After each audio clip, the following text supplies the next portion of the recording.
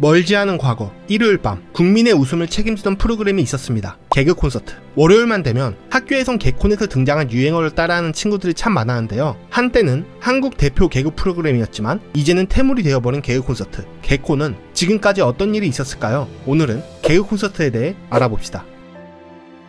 한국 최초로 코미디언이 아닌 개그맨이란 호칭을 사용한 남자가 있었습니다. 바로 개그맨이자 작가인 전유성 씨. 어느 날 대학로에 공연을 보러 간 전유성 씨는 한 공연을 보고 공연 담당자인 백재현 씨에게가 공연 형식을 방송에 맞춰 변형해 프로그램을 만들자는 기획을 제안합니다. 당시 KBS의 간판 코미디였던 김미아 씨가 예능부서의 일을 적극적으로 홍보하며 1999년 7월 파일럿 방송으로 개그 콘서트가 첫 등장합니다. 개그 콘서트의 첫 등장은 성공적인 평가를 받게 되고 같은 해 9월 정규 편성됩니다. 기존에 자리 잡고 있었던 꽁트형 코미디 프로그램들과는 다른 빠른 호흡과 즉석 애드리브는 신선한 충격이 되었는데요. 방송 시작 3개월 만에 시청률 30%에 근접하며 대박을 터뜨리고 평균 시청률 또한 20%대로 곧바로 전성기를 맞이하나 싶었지만 2000년 강력한 경쟁 상대를 만나게 되면서 전성기도 얼마 가지 못했습니다. 그 상대는 god의 육아일기. 시청률이 20%였던 개그 콘서트는 7%까지 떨어지게 되고 TV 프로그램의 흐름도 코미디보다는 버라이어티 시대가 도래하고 있었습니다. 2001년 결국 떨어질 대로 떨어진 시청률을 감당하지 못한 개그 콘서트는 종영을 하지는 않고 개편을 하면서 시간대를 변경합니다. 기존 토요일이었던 방송 시간을 일요일로 변경하게 되는데요. 당시 일요일 그 시간대에는 시청률 50%를 자랑하던 태조왕건이 있는 시간대이기에 유배나 다름없었죠. 그렇게 서서히 망하는가 싶더니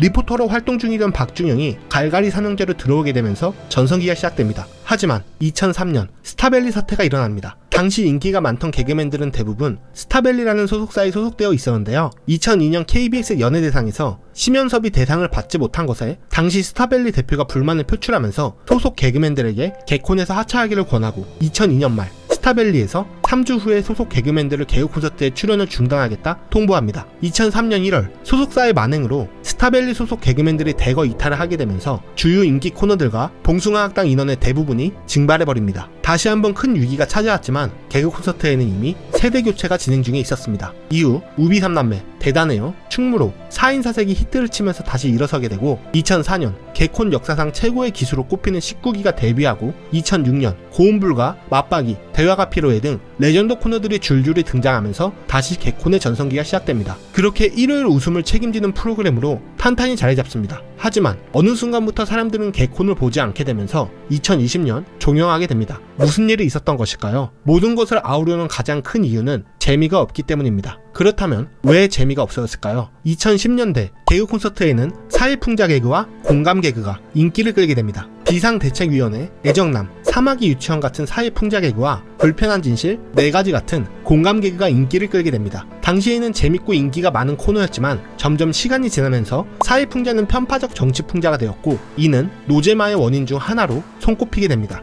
풍자 개그를 잘 구사하려면 직설적인 어법과 개그 감각이 좋아진 블랙 유머를 구사하는 것이 필수이지만 정치적 올바름과 중립성이 강요되는 공중파이기 때문에 직설적이지 못하고 어중간하게 재미가 없는 개그가 되면서 어느 순간부터는 같은 색을 가지고 봐도 눈살을 찌푸릴 만한 개그를 보여주기도 합니다. 정치풍자가 한쪽으로만 치우친 것도 문제였지만 점점 정치풍자 코너가 많아지면서 웃기 위해 찾아온 개콘은 개그 콘서트가 아니라 노잼 풍자 콘서트가 되어버립니다. 공감 개그도 처음에는 신선하고 인기를 끌었지만 시간이 흐르며 점차 공감 트렌드가 지상파 방송보다 SNS, 유튜브를 통하여 접하는 것이 일반화되며 트렌드를 못 따라가게 되었는데요. 결국 인터넷에서 1, 2주 전에 유행했던 것들이 유행이 다 꺼지고 난 후 개콘에 등장하면서 뒷북만 치는 개그가 돼버립니다. 이 시기를 거쳐 풍자나 공감 개그가 아닌 단순히 웃기는 행동을 하거나 고통받는 모습으로 웃음을 자아내는 1차원적인 개그들만 남게 되어 노잼 콘서트로 전락합니다. 이런 노잼화는 개그맨들의 창의성 부족으로 여기는 사람들이 많았지만 사실은 그렇지 않습니다. 과거 개그 콘서트에서 병풍 역할을 하던 이무일 씨나 큰 활약이 없었던 김원훈, 조진세 씨가 유튜브에서 큰 활약 중에 있는 것을 본다면 개그맨의 문제보다는 시스템의 문제가 있었는데요. 개그 콘서트에서 위상을 따지자면 PD가 1위, 작가가 2위,